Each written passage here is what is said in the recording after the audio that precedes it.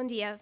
No quadro da cooperação institucional entre o Instituto da Defesa Nacional e a Universidade da Beira Interior, vai realizar-se o terceiro seminário IDN Jovem, que é uma organização conjunta do Instituto da Defesa Nacional e dos núcleos de estudantes da Ciência Política e Relações Internacionais das universidades de todo o país.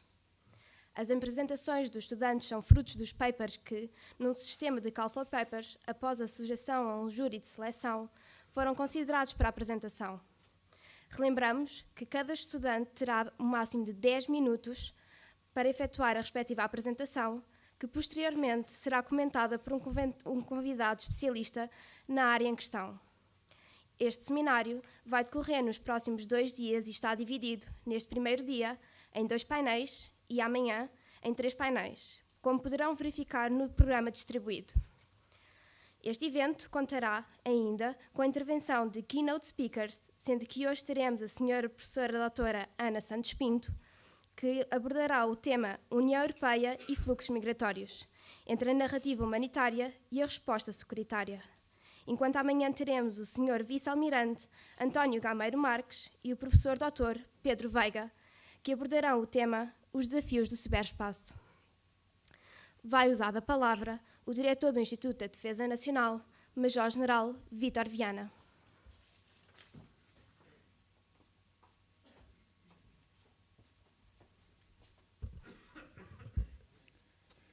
Senhor Ministro da Defesa Nacional, Excelência, começo por agradecer a honrosa presença de Vossa Excelência nesta sessão de abertura, que muito dignifica este seminário e constitui importante incentivo para todos os jovens que a ele aderiram, designadamente através da apresentação dos seus trabalhos de investigação. Magnífico reitor da Universidade da Beira Interior, professor Dr. António Fidalgo, quero dirigir-lhe uma saudação muito especial e exprimir a nossa satisfação pela excelente cooperação institucional entre o Instituto de Defesa Nacional e a instituição que Vossa Excelência representa, como bem demonstra a organização deste evento. Excelentíssima Senhora Presidente da Faculdade de Ciências Sociais e Humanas da Universidade da Beira Interior, professora doutora Helena Alves, excelentíssimas autoridades civis, académicas e militares, caros estudantes, caros convidados, minhas senhoras e meus senhores. É com muito prazer que hoje realizamos a terceira edição do seminário IDN Jovem. Trata-se de uma parceria entre o Instituto da Defesa Nacional e um conjunto de núcleos de estudantes de Ciência Política e Relações Internacionais de várias universidades portuguesas, que visa criar uma oportunidade de reflexão e debate informado sobre matérias de segurança e defesa, em que estudantes se constituem como os atores principais. Quero, por isso, dirigir uma calorosa saudação a todos os que aceitaram tomar parte desta iniciativa, seja através da apresentação de comunicações, seja pela presença nas várias sessões que compõem este seminário. Durante estes 2 dias serão apresentadas mais de 2 dezenas de comunicações, selecionadas por um júri composto por professores de várias universidades, que correspondem ao mesmo número de artigos, recolhidos através de um Call for Papers lançado em novembro passado. À semelhança dos seminários anteriores, realizados primeiro em Lisboa em novembro de 2016 e um segundo em Praga em abril de 2017, selecionámos um conjunto de temas que estruturarão as diversas sessões deste seminário, todas relacionadas com a defesa nacional. O objetivo é duplo. Por um lado, dar visibilidade aos trabalhos de investigação desenvolvidos pelos estudantes, promovendo um fórum de discussão qualificado sobre matérias relevantes para a segurança e defesa nacional. Por outro lado, o IDN publicará na sua linha editorial os artigos agora apresentados, que serão objeto de acompanhamento por parte de um conjunto de especialistas. Este projeto decorre de uma das missões fundamentais do Instituto da Defesa Nacional: aprofundar na sociedade portuguesa uma consciência nacional de segurança e defesa.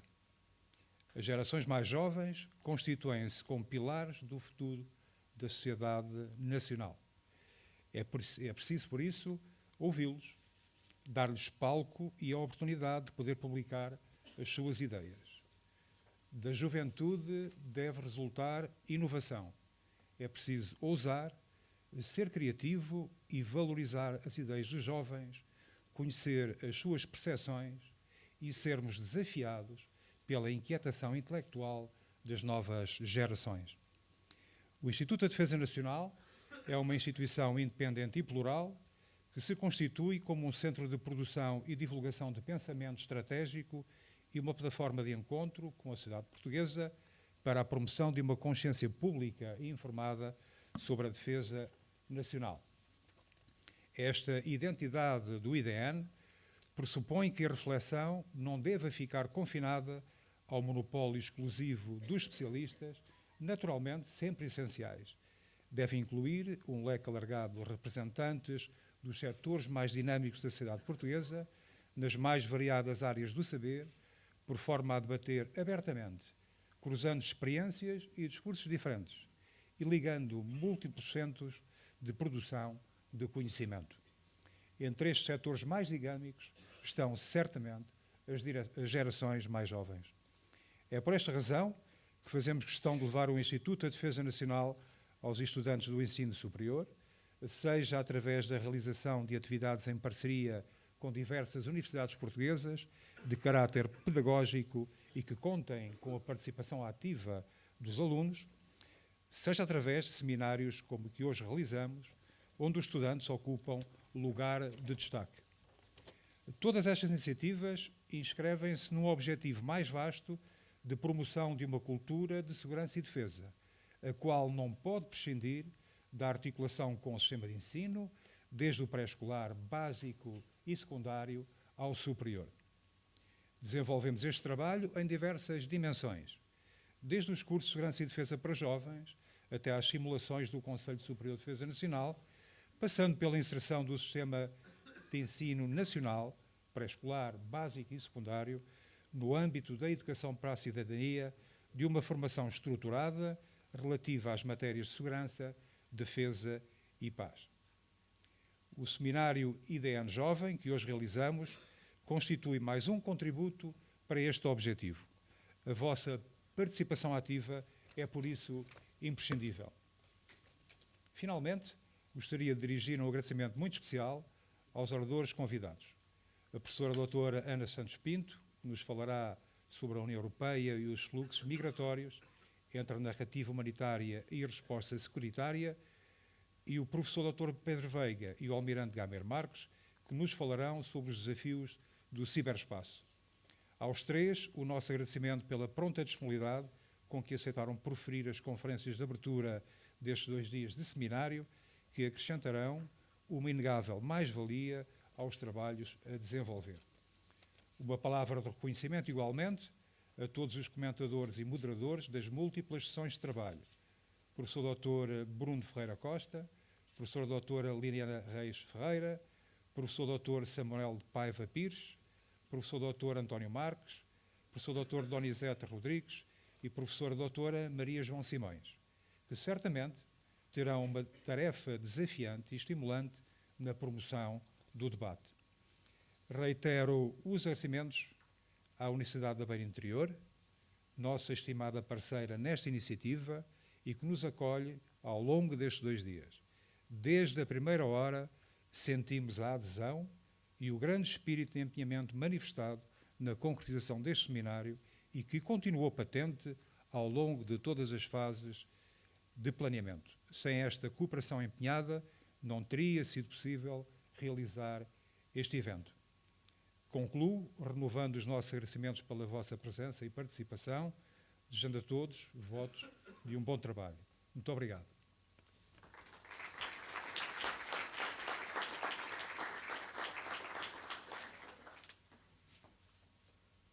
Vai usar a palavra o magnífico reitor da Universidade da Beira Interior, professor Dr. António Fidalgo.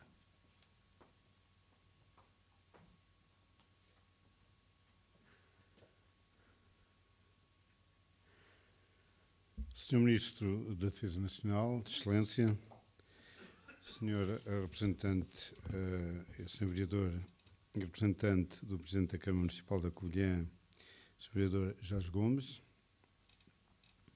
Senhor Diretor do Instituto de Defesa Nacional, excelentíssimas autoridades civis e militares e membros da Comissão Organizadora, meus estimados colegas docentes, queridos alunos, minhas senhoras e meus senhores. Eu quero, antes de mais, agradecer a presença do Sr. Ministro aqui no terceiro seminário IDN Jovem. É para nós uma honra recebê-lo na Universidade da Beira Interior e, de certa forma, é uma maneira de também visitar agora as novas fortalezas aqui, uma das fortalezas que, se os nossos 7 castelos, de Monsanto até Figueira de Castelo Rodrigo, estão na bandeira nacional, hoje em dia as novas fortalezas são as instituições de ensino superior. Portanto, vir alguém da Autoridade Central do Estado aqui à nossa universidade é como nós consideramos uma visita real à nossa fortaleza. Eu gostaria aqui de citar uma passagem do livro do professor João Filipe Queiró, num livro recentemente publicado, que é sobre o ensino superior, onde ele começa a falar do papel das universidades, do ensino superior e da investigação na soberania nacional. E isto porque cada vez mais, com o mundo globalizado em que estamos, nós neste momento, a soberania, a defesa do território e a defesa de um território e de um povo, e hoje em dia nós vemos como, com a celebração dos tratados, com a globalização, nós temos essas características tradicionais de soberania, de certa forma, algo diluídas. Hoje em dia passa pela vontade de afirmação e de sermos autónomos do nosso destino enquanto uma comunidade própria que se encara como uma entidade que faz face a outras entidades na pluralidade e no respeito de nações. E diz o professor João Filipe Queiró o seguinte: uma vez delimitado e modificado o conceito de soberania, diminuída a importância na sua caracterização do controle pela força de territórios e fronteiras, segue-se o óbvio. Para ser soberano é preciso querer sê-lo e é preciso saber sê-lo. A soberania partilhada, por paradoxal que isto possa parecer, exige de nós maior preparação intelectual, cultural, técnica. Quanto mais partilhada é a soberania e a administração dela, mais competentes temos de ser. No direito, na diplomacia, na ciência e na técnica, nas forças armadas, na economia, nas finanças. E mais competentes também naquilo que faz a nossa especificidade, a língua, a história, a cultura, o património. Numa era de livre circulação em que o contacto e a interação com outros são cada vez mais frequentes e normais. De uma forma geral, a elevação do nível da educação da população é fundamental para a permanência de Portugal como comunidade autónoma. Um país deficitário em matéria cultural e intelectual perderá progressivamente o controle sobre o seu destino e qualquer sentido da sua identidade. Daí ser tão importante a persistência no tempo dos esforços para a melhoria cultural e intelectual dos portugueses, que será gradual à medida que as sucessivas gerações se elevam. A soberania partilhada pode ser uma soberania ampliada se estivermos à altura das suas exigências. A única forma de o país não se degradar, em todos os sentidos, perante o impacto da globalização, é estar muito preparado. Não podemos facilitar, deixar correr, mediocrizar. Além da vontade, é necessária, portanto, uma inteligência. Noutros tempos, a vontade e a inteligência podiam ser de poucos. Hoje, tem de ser de muitos. São essa a vontade e essa inteligência que fazem o país hoje. Eu não podia estar mais de acordo. Já dei os parabéns ao próprio autor e considerar que das missões do Estado não fazem parte só a administração da justiça, a primeira defesa do território, a administração da justiça, a questão da administração das relações, como nós chamamos, dos negócios estrangeiros, mas também hoje em dia o cultivo e, portanto, a tarefa do Estado, o ensino superior e a ciência. Com efeito, e agora passo para as minhas palavras, à medida que aumenta a importância e o significado da investigação no desenvolvimento das sociedades, é também mais estreita a relação entre a universidade e a comunidade. As instituições de ensino superior têm tido um papel cada vez mais ativo na articulação da atividade científica produzida pelas diversas instituições, promovendo a cooperação nacional e internacional, através do trabalho de equipa, da circulação dos investigadores e dos resultados da investigação, e permitindo que esta reverta para a sociedade de uma forma mais rápida e mais direta, numa lógica de intercâmbio que beneficia não só a investigação, mas também o próprio ensino. Como é do conhecimento de todos, as zonas do interior são, em geral, qualificadas como naturalmente desfavorecidas devido a fatores de ordem diversa, tais como a existência de obstáculos físicos.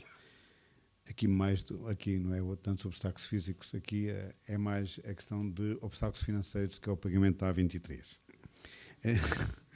A deterioração demográfica decorrente do êxodo das populações, a inexistência de atividades económicas complementares com suficiente solidez para iniciar e promover um desenvolvimento endógeno e que, simultaneamente, garantam a rentabilização dos investimentos, o isolamento e o aumento das dificuldades de intercâmbio e acessibilidade, reforçando as consequências do efeito fronteira, entre outros, que podia aqui referir. Tudo temos feito, e sabem bem, que continuemos a fazer para apoiar a realização de atividades de relevo para as comunidades do interior, contribuindo para o progresso nacional e cultural do meio em que estamos inseridos. E não há dúvida que a Universidade da Beira Interior hoje se pode considerar como uma das instituições de Estado mais importantes, mais sólidas de todo este arco do interior. Sem dúvida alguma. Os quartéis saíram da Guarda, de Castelo Branco, mesmo aqui da Covilhã, mas veio a Universidade. E isso também é uma presença do Estado e, portanto, também um ato de afirmação da nossa soberania e da nossa defesa. Considero que o poder local deverá empenhar-se na melhoria da qualidade de vida das populações e criar condições, sob o ponto de vista de infraestruturas e também ao nível ambiente, dos meios culturais e esportivos, para uma comunidade cada vez mais exigente, como é a comunidade universitária. E, portanto, aqui o meu apelo também à autarquia para, no relacionamento que tem havido, de nos fortalecermos mutuamente e de nos afirmarmos neste aqui e agora, nas colinas nascentes da Serra da Estrela, como Portugal. Mas é ao poder central que compete uma política de repartição de recursos mais equilibrada, no sentido de contrariar o despovoamento e desertificação de todo o interior, criando as condições mínimas de qualidade de vida que levem à fixação de uma população cada vez mais culta e com maior capacidade de intervenção no desenvolvimento harmonioso da região e do país. Além das já referidas infraestruturas viárias, é necessário que há incentivos de atração ao investimento e levar a efeito um amplo leque de ações por forma a promover um desenvolvimento endógeno que aproxime cada vez mais o nível das populações do interior e das suas congêneres do litoral. A UBI pode considerar-se o principal motor de desenvolvimento da Beira Interior, mas terá que corresponder nos próximos anos a um conjunto de desafios da maior importância. Eu chamo a atenção que, neste momento, 15% dos nossos alunos, 1.070 alunos, são estrangeiros, de 40 nacionalidades, mas desses 1.070, mais de 90% são dos países de língua portuguesa, sobretudo do Brasil e de Angola. E com isso nós consideramos que, pelo reforço dos países do mundo lusófono, nós podemos criar um Portugal, como sempre fomos, um Portugal das 7 partes do mundo e dos 5 continentes. Reitero o nosso reconhecimento ao Sr. Ministro da Defesa Nacional por nos honrar com a sua presença e formulo o voto dos maiores êxitos para a presente iniciativa. Muito obrigado.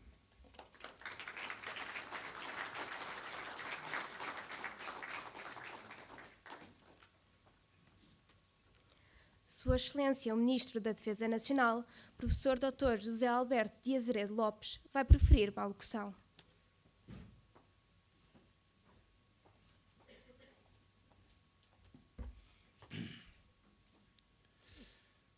Sr. Magnífico Reitor da UBI, Sr. Diretor do Instituto de Defesa Nacional, Sr. Vereador, em representação do Sr. Presidente da Câmara Municipal, Sra. Diretora da Faculdade de Ciências Sociais e Humanas, Srs. General e Almirante, Vice-Chefe de Estado-Maior da Armada, caros convidados, caros estudantes, minhas senhoras e meus senhores. Eu tinha redigido pelo meu punho uma intervenção que já decidi que não vou ter tempo para fazer. É sempre uma tendência do antigo professor a escrever aquilo que vai querer dizer e depois chegar à altura, começa sempre um bocadinho tarde e o tempo vai se arrastando e, portanto, não os vou amassar com o papel que tinha preparado, mas deixem-me que comece por dizer, evidentemente, que agradeço muito as palavras do Sr. Reitor, que lhe digo o quanto deve estar e quanto pode estar orgulhoso pela instituição que com certeza superiormente dirige, e dizer-lhe também do gosto que tenho, naturalmente que nestas funções particulares, em regressar a esta casa onde, não vou dizer que fui muito feliz, mas onde tive sempre imenso gosto em vir sempre que fui convidado. E deixem-me também que comece ou continue com uma palavra de agradecimento e de felicitações tanto ao Sr. Major-General Vítor Viana, como também àqueles que do lado da UBI fizeram com que isto fosse possível. Parece que não. Em Portugal é sempre fácil fazer a primeira edição, é um bocadinho menos fácil fazer a segunda e a partir daí costuma ser o fim. E o Sr. Major-General Vítor Viana tem vindo a demonstrar que não é o fim, que é, pelo contrário, o aprofundamento de um projeto que eu considero fundamental do Instituto de Defesa Nacional. Primeiro, aquele que resulta de sair das muralhas de Lisboa. São outras muralhas, como disse o Sr. Reitor. Não vou comparar quartéis ou universidades, permita-me que me esquive a essa comparação, mas são outras muralhas e, em segundo lugar, não só estamos a falar de um esforço de saída daquela que é a capital, como estamos sobretudo a falar do reconhecimento da qualidade da academia. E dentro da academia, dos jovens que a definem e que a fazem ser o que é com o seu dinamismo. O tópico que eu tinha escolhido para a minha intervenção, vejam lá, era a ação externa da defesa nacional. E fico muito contente por ter verificado que, independentemente da forma como foram ordenados os temas, não é? Desde as ameaças transnacionais, a política externa, a segurança energética, a economia, as migrações e direitos humanos e a informação e segurança no ciberespaço, nenhum fica de fora da ação externa da defesa nacional. E, portanto, estive depois a ler cuidadosamente os títulos dos papers, alguns deles fascinantes, nem que seja pelo título. Eu gostava de conhecer a senhora que escreveu ou que apresentou o paper sobre o êxito ou inêxito do terrorismo a depender de nós. Acho que é um grande título, mas queria dizer-lhes algumas coisas sobre este assunto. Na sequência, aliás, daquilo que tem vindo a ser a evolução do próprio conceito de defesa nacional, uma relativa modernização no conceito, e algumas das ideias que eu queria transmitir já foram expressas, aliás, explícita ou implicitamente, tanto pelo Sr. Diretor do Instituto de Defesa Nacional, como também, em parte, pelo Sr. Reitor da UBI. O que é que nós devemos entender, desde logo, por ação externa da defesa nacional? E temos um paradoxo, é que se formos ver do ponto de vista da regulação pública, aquilo que é a ação externa da defesa nacional, nós temos que partir de uma premissa, e a premissa é de que, evidentemente, a condução e a coordenação da política externa nacional cabe ao Ministério dos Negócios Estrangeiros, sob coordenação superior, evidentemente, do Primeiro-Ministro, e que depois a ação externa da defesa nacional está obrigada a duas coisas. Primeiro, uma obrigação de coerência, para se evitar fenómenos que no passado foram conhecidos e que são muito negativos, de diplomacias ou microdiplomacias ou paradiplomacias paralelas, mas, em segundo lugar, também uma dimensão instrumental da tal política externa nacional que, a meu ver, os últimos anos têm confirmado ser cada vez mais relevante. não vou referir-me a processos de todos conhecidos, a ameaças que convocaram a noção de defesa outra vez para o primeiro plano, e já estamos a falar não de 1 ano, não de 2, mas já de pelo menos 2 décadas. O fim da história que previa um certo autor, todos conhecido, as previsões eram manifestamente exageradas e factos recentes da nossa política externa e da nossa política de defesa, refiro-me por último à cooperação estruturada permanente, sobre a qual, aliás, o Instituto de Defesa Nacional fez trabalhos muitíssimo interessantes, mas tudo isto contribui para me parecer muito urgente que na esfera política, e na esfera política articulada, evidentemente, com as Forças Armadas, no plano operacional, se repense profundamente o conceito da ação externa da defesa nacional. Porquê é que eu digo isto? Se nós formos ver, se formos olhar aquilo que é regulação pública da ação externa da defesa nacional, chegamos a uma conclusão muito curiosa. Essencialmente estamos a falar de 3 áreas que foram surgindo, mas foram surgindo de forma casuística para resolver problemas circunstanciados e contextualizados no tempo. Primeiro, o regime dos auditos de defesa, que é bom termos noção, que foi aprovado ainda com o Conselho da Revolução, e era, vejam lá, primeiro-ministro Dr. Pinto Balsemão, e manteve-se serenamente parado no tempo até hoje. Estamos a falar de 81, estando nós em 2018. Temos depois, muito em virtude de um mundo pós-colonial em que, de repente, fomos confrontados com o que é que havíamos de fazer, como é que havíamos de nos relacionar com aqueles que eram os países de língua oficial portuguesa, e a cooperação técnico-militar surge essencialmente para responder a este renovar de relações agora com Estados independentes. E temos, finalmente, o diploma, depois acrescentado, com questões ligadas ao seguro de vida ou ligadas à contagem das férias. Vejam bem as grandes alterações que, entretanto, foram feitas. O diploma associado às forças nacionais destacadas. Ponto final.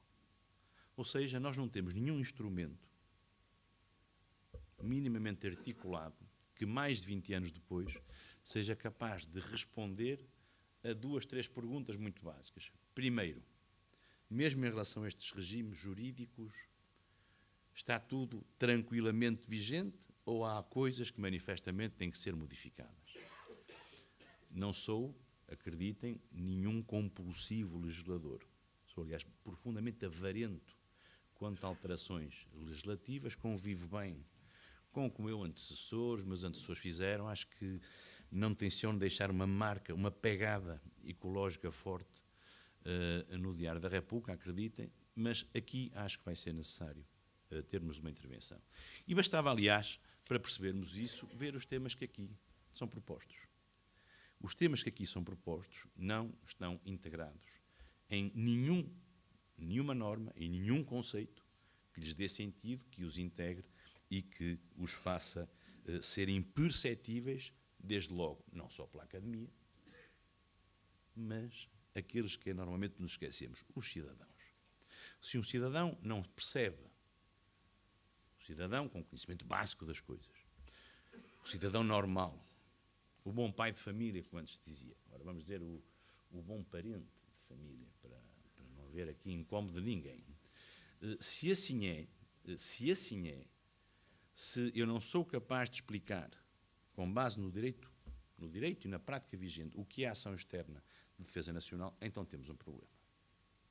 E como é que nós podemos defender este conceito? Em sentido muito amplo, podemos dizer que é tudo aquilo que na esfera ou na área da defesa nacional implica uma dimensão internacional física ou uma projeção internacional a partir do nosso território. E aí já começamos a perceber um pouco mais o que isto pode ser. Implica depois, se quisermos um conceito um pouco mais restritivo, que digamos, porque senão o contacto internacional é praticamente automático em tudo o que hoje fazemos, implica que digamos que não. De uma forma mais precisa, podemos dizer que é tudo aquilo que tenha dimensão institucional ou não e que, na área da defesa nacional, tenha lugar num plano internacional, ou seja, fora do território nacional, ou que se projete fora do território nacional, sendo que, nesse caso, essa projeção tem que ter um caráter dominante ou, pelo menos, substancial. E assim, eu posso dizer que o Hospital das Forças Armadas pode contribuir, claramente, para uma ação, para a ação externa da Defesa Nacional. E pode contribuir porquê? Porque o Hospital das Forças Armadas é muitíssimo procurado por responsáveis, por militares de países amigos e aliados que aqui vêm encontrar tratamento ou que aqui encontram conforto. Regressei ontem da Ucrânia, um dos tópicos principais que foi glosado pelo meu congénere ucraniano foi justamente a possibilidade de o HFAR poder acolher, e vai acolher, neste segundo semestre, alguns militares ucranianos, grandes queimados, que foram feridos no conflito do Donbass. Isto interessa ou não? Interessa muito. Interessa muito porque nas relações entre Portugal e Ucrânia, e não querendo Portugal, não tendo qualquer intenção de fornecimento de equipamento letal, a nossa capacidade de influência e a nossa capacidade de expressar em concreto solidariedade com aquele país pode traduzir-se em questões deste tipo. Ou pode traduzir-se em questões associadas a uma dimensão de cooperação que vai muito para além da velhinha cooperação técnico-militar, que, aliás, inclui apenas, na prática, só os países de língua oficial portuguesa. Ora, se assim é, quando o meu congénere ucraniano, estou a olhar ali para o Almirante Novo Palma, porque já nem preciso de telefonar, me diz, olha, outra coisa crucial que nós precisávamos, até porque sabemos que a vossa Marinha é extremamente competente na área da segurança marítima, etc., era ver se as nossas duas marinhas podiam falar, e eu falar em quê? Eu já estava a ver meios navais ali em torno de Odessa. Já ia dizer, não pode ser. Não é por causa disso. É por causa das questões de segurança marítima, a experiência que a vossa Marinha tem, a reputação que tem na área da jurisdição sobre os espaços marítimos. E disse, olha, parece muito bem. Parece muito bem, e lá está uma forma inteligente de percebermos várias coisas. Primeiro, a ação externa da defesa nacional, por vezes, é muito menos bélica e espetacular do que nós pensamos. Segundo, é muito importante que o responsável político possa transmitir internamente o prestígio que é associado ao seu país, às vezes em áreas que não têm especial visibilidade. Mas há outras áreas onde, manifestamente, vamos ter que falar de um conceito integrado de ação externa da defesa nacional. Estou a pensar no Centro de Ciberdefesa, sob a esfera do Estado-Maior-General das Forças Armadas. É outra área óbvia e parece-me claro que devo aplaudir tudo aquilo que no âmbito deste seminário vai ser dito sobre esta questão. Continuamos a pensar como se estivéssemos no século XX, mas a ter que enfrentar questões do século XXI, e já lá vão 2 décadas. O tempo passa para todos, já vão 2 décadas do século XXI. Ainda continuamos a olhar para a ciberdefesa como uma questão moderna, desculpem-me a expressão, modernaça.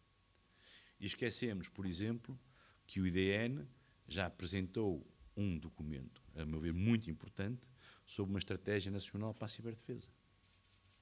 E esquecemos, quando discutimos a revisão da Lei de Programação Militar, que essa revisão vai ter que tomar em consideração opções fundamentais de política de defesa nacional. Porque se não tiver em consideração essas opções fundamentais, vai falhar.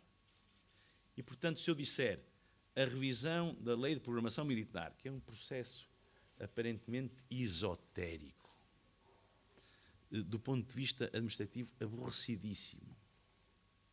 Se eu lhes disser que ali pode estar o core, uma das dimensões mais importantes da forma como vemos a nossa ação externa de defesa nacional, então aí percebemos a obrigação de coerência que eu invocava há pouco. E se nós dissermos como é que projetamos as nossas Forças Armadas no exterior?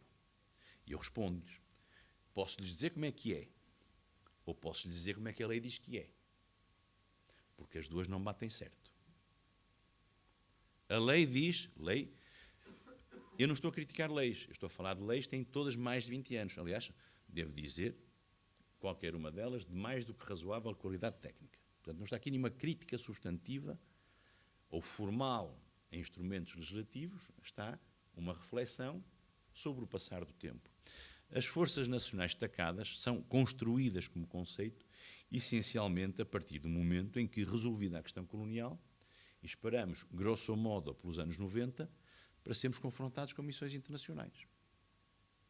A Bósnia é um elemento catalisador, imagino eu, para quem era ministro na altura, ou seu conselheiro, dizia, ó diabo, isto não está regulado. Que direitos têm os militares que participam? Que deveres? Que dimensão estatutária é que isto representa? E é aí que surge um diploma, em finais de 96, que define isto. E diz o seguinte, integram o conceito a participação de militares portugueses em missões humanitárias ou de paz. Não vou agora aborrecê-los com o direito internacional, mas são conceitos bastante restritivos. Convocam necessariamente cada um deles o capítulo 7º da Carta, provavelmente um título de legitimação para a missão. A verdade é que a ação internacional das nossas Forças Armadas e a integração no conceito de Força Nacional Destacada vai muito mais longe, mas muito mais longe, do que esta abordagem bastante restritiva. E temos aí um problema, porque das duas uma, ou se muda a prática internacional, ou se muda a lei. Eu sou daqueles que não tenho uma lei que não bate certo, é ruído para mim também. É defeito de formação, é ruído. Porque eu leio aquilo e não bate certo. E se não bate certo, ou se muda a lei, é sempre mais cómodo mudar a lei, porque mudar a realidade é um bocado aborrecido. Eu prefiro mudar a lei, apesar de tudo, é um bocadinho mais simples. E depois temos uma terceira questão. É que cada vez mais estamos perante situações, a tal irritante realidade, que não encaixam em nada do que está previsto. Não encaixam na cooperação técnico-militar, não encaixam nas FNDs, e muito menos encaixam na figura algo vetusta, tal como está desenhada, do ADI de defesa. E dou-lhes um exemplo, que é recente, que é o caso do NRP Zaire. O NRP Zaire. A Marinha propõe-me uma hipótese, o NRP Zaire, que ia para São Tomé, levavam fuzileiros, treinávamos in-house, ou seja, a bordo.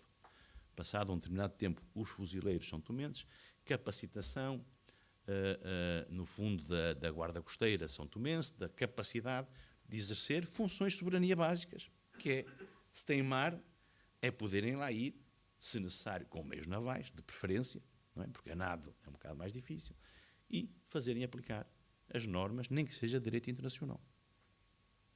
Inútil dizer, como se olharmos para São Tomé, percebemos o foco de risco que envolve e os desafios que envolvem aquele país, próximo que está de tudo que são fluxos de criminalidade organizada, de pirataria, do que quiser, de pesca ilegal. Nem precisamos ir para as ameaças mais dramáticas. E eu, como não tenho nunca problema em reconhecer boas ideias, excelente ideia. E depois chega o momento da estocada, não é? Mas isto não bate certo. Eu não posso autorizar isto, porque isto não é cooperação técnico-militar. Isto também não é uma FND. Se fosse FND, tínhamos que seguir o processo da proposta apresentada ao Conselho Superior de Defesa Nacional, e eu não vou violar a lei, não vou violar. Portanto, tivemos que arranjar uma construção jurídica absolutamente arrabicada. É um daqueles despachos ministeriais que foram dolorosos para se conseguir extrair, isto menos 24 horas antes da saída previsível do navio.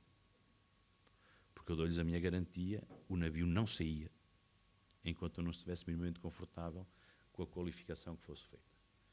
Ora bem, Então, e aqui temos uma situação desagradável. Uma excelente ideia podia ficar travada porque havia uma impossibilidade de enquadrar juridicamente aquilo que era uma realização de despesa, quer dizer, razoável, uma despesa razoável, e como é que íamos fazer? Portanto, foi esse caso que confirma a absoluta necessidade de repensarmos tudo isto. De repensarmos tudo isto. Isto não significa fazer tábua rasa de nada, significa, de uma vez por todas, ler a realidade e 20 anos depois, com a serenidade que dá o tempo, integrar dentro do conceito de ação externa de defesa nacional muito mais, mas muito mais do que os respeitáveis adidos, as respeitáveis FNDs e a cooperação, que aliás já não é técnico-militar, é no domínio da defesa, que é importantíssimo arejar. Primeiro, a cooperação técnico-militar não pode estar agrilhoada a 4 ou 5 Estados ou 6 Estados, por muito que sejam Estados fundamentais para nós.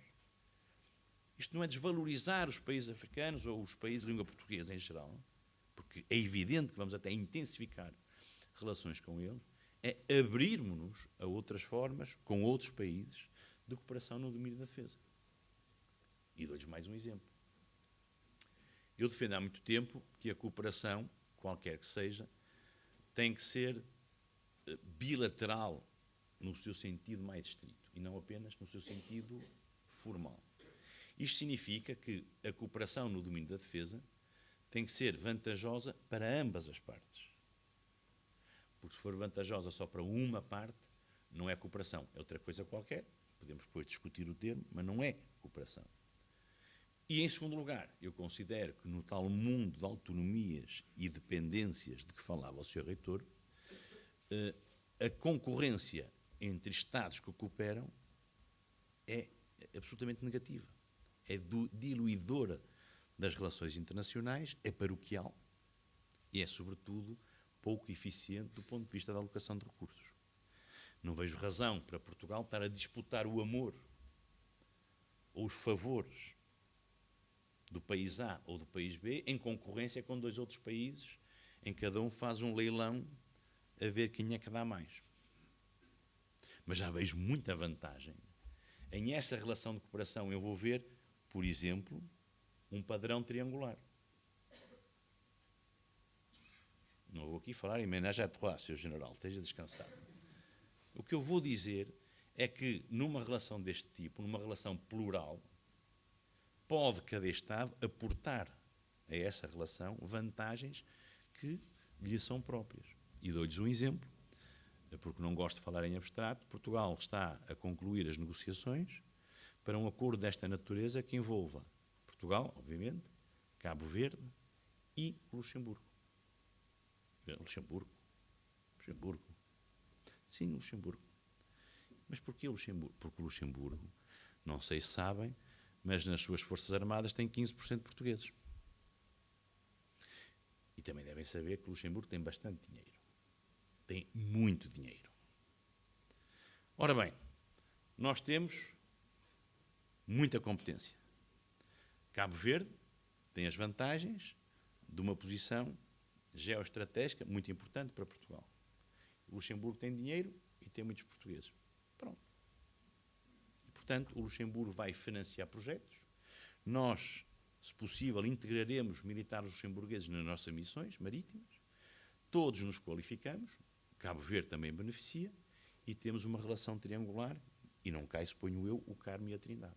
Pelo contrário, vamos criando relações de geometria variável que nos permitem, por exemplo, cumprir uma das opções que eu considero fundamentais de qualquer política de defesa contemporânea, que é olharmos para o mar e percebermos que, se falamos em segurança marítima, se falamos em projeção das nossas Forças Armadas, primeiro, se olhamos para o mar, precisamos dar meios para se poder navegar. E daí um projeto de reforço, por exemplo, dos processos aquisitivos, neste caso, de navios patrulha oceânicos. Se precisamos de projeção, temos de ter noção de que não temos a 6ª Esquadra. E, portanto, temos que pensar com muita inteligência onde, como e para que efeito vamos em que efeito é que vamos aplicar. Porque se nós julgamos que vamos daqui até a Antártida, ou até ao Extremo Oriente, a projetar paz e segurança, estamos profundamente enganados. O nosso espaço crucial é, evidentemente, o espaço geopolítico do Atlântico. E, portanto, é aqui, na relação transatlântica, tendo presente a existência dos Açores, tendo presente a Constituição, para breve, já foi apreciada em primeira leitura no Conselho de Ministros, do Centro de Defesa do Atlântico, que vai ter a sua base nos Açores, como é óbvio, é no meio do Atlântico, e que vai permitir também que se perceba que os conceitos têm que ser interpretados de forma moderna. Segurança marítima, nós associamos a quem? Se olharmos para os ramos. Associamos à Marinha, naturalmente, Sr. Almirante, como é óbvio. Mas temos que associar, obviamente, também à Força Aérea. Porquê? Porque a projeção dos meios aéreos no exercício da jurisdição sobre os espaços marítimos é relevantíssima. É relevantíssima. E vamos associar também o Exército? Pois claro que vamos.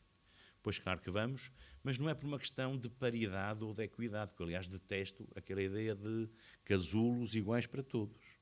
É porque eu considero que quem está com o Centro de Defesa do Atlântico no meio do Atlântico também tem que ter uma fortíssima capacidade ao nível dos sistemas de informações, ao nível do cyber e ao nível, no fundo, do fornecimento de produtos de capacitação em matéria de segurança e defesa. O Centro de Defesa do Atlântico não é só um centro de agregação de saberes, vai ter que ser um centro de projeção de serviços. Não vamos vender, aqui não vai ser um supermercado de segurança, mas a representação da capacidade portuguesa para projetar paz e segurança passa, por exemplo, por extrair ao máximo as capacidades e a excelência das Forças Armadas do ponto de vista empático e de capacitação. E se olharmos para a PCSD e as medidas correspondentes na área da segurança e no desenvolvimento, e se olharmos sobretudo para a NATO e para as famosas medidas DCB, todos falamos delas, mas ninguém sabe exatamente o que elas são. E daí que haja agora projetos que se estão a desenvolver nessa área. O Estado que for capaz de dizer, eu, na área em que eu pretendo intervir, e como podem imaginar, eu estou a olhar para a direita dos Açores, não é? Não vou para olhar para a Noruega ou para o Canadá, não vou propor nada ao Canadá. Mas se eu olhar desde a Mauritânia até ao Golfo da Guiné, acreditem que não faltam Estados, que aliás já me disseram, gostariam muito de poder colaborar connosco com propostas tailor-made na área da capacitação na segurança e defesa. E se olharmos para o que é o grupo agora do G5 Sahel, porque é que Portugal se propôs apenas, também já chega, não é? Porque é que nos propusemos apenas colaborar com a Mauritânia? Porque conhecemos um bocadinho de história e sabemos que na banda do Sahel é o Estado com que de longe temos mais relações. Em segundo lugar, porque é um Estado que mais quer a presença portuguesa no treino e na formação. 2. E porque tem mar. E, portanto, podemos associar a capacitação na área da defesa a uma percepção e uma compreensão clara do que é o nosso papel, para não estarmos sistematicamente a dizer que vamos para o Mar Negro, como vamos para os Bálticos, como vamos para o Norte, vamos para o Sul, vamos para todo o lado. Nós devemos poder ir para todo o lado. Mas, realisticamente, num caso e num momento histórico concreto, temos que saber quais são as nossas opções. E termino dizendo o seguinte. Do ponto de vista concreto, a ação externa de defesa nacional vai ter, e espero que venha a ter rapidamente, uma relação mais clara entre a componente operacional e a orientação de política externa. Para que, por exemplo, essa componente operacional não dependa de uma espécie de fórum shopping. Ou seja, nós vamos consoante as necessidades que nos vão apresentando. Eu acho que Portugal, com a sua história,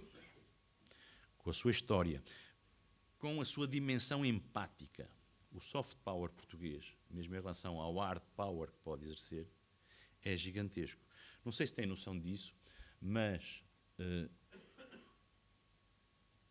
os militares portugueses nunca foram acusados, não estou a dizer condenados, nunca foram acusados de nenhum crime no âmbito de missões internacionais. Nunca foram acusados de nenhum crime sexual, violação, abuso de menores, etc. Nunca foram acusados de nenhum crime internacional. Nunca foram acusados daquilo que os ingleses diziam muito bem como malpractice. Nunca. Não podem imaginar o valor que isso representa, quer para uma boa ação externa de defesa nacional, quer para uma política de defesa nacional coerente. E isso vou verificando todos os dias. Verifiquei-o há uma semana e pouco com o Sr. Presidente da República, na República Centro-Africana. E sei bem o que é que disse o Presidente daquele país, a dizer os portugueses sempre quiserem. Aliás, era bom, era preciso ver se vocês, como estão nas Nações Unidas, se podiam pôr uma bandeira grande nos carros. Porque se forem portugueses não há problema nenhum. As Nações Unidas estão com os problemas. E se o senhor está a brincar? Ou... Eu não estou a falar sério. Não sei se sabem, mas o Exército mudou as t-shirts, para, o Sr. General sabe, para não se confundir com outro país. Isto vale ou não vale? Vale imenso. Isto tem um valor de projeção do país muito para além, aliás, dos feitos notáveis que têm sido feitos, têm tido lugar naquele território. E se, como eu vi quando fui a São Tomé, percebessem como é que o NRP Zaire, não é propriamente um porta-aviões, mas como aquele navio e o que aqueles militares fizeram, aliás também em articulação com o Exército, em 1 mês e meio, é absolutamente notável como eu aqui posso demonstrar, porque é dever de qualquer responsável provar a relação entre a despesa e o efeito, eu posso demonstrar que dificilmente encontram uma melhor relação do que o dinheiro investido e o retorno que ele significa para o Portugal como um país soberano. E, portanto, em síntese, dar-lhes conta de que já foi iniciado, aliás, o trabalho para unificar num único instrumento o conceito de ação externa de defesa nacional. E dizer-lhe também, Sr. General, que evidentemente irei usar e abusar do IDN para promover um debate o mais aberto e o mais plural possível sobre aquela que é uma questão política, e tenho muito orgulho em que seja uma questão política, mas é também uma questão de soberania nacional que a todos diz respeito. Muito obrigado.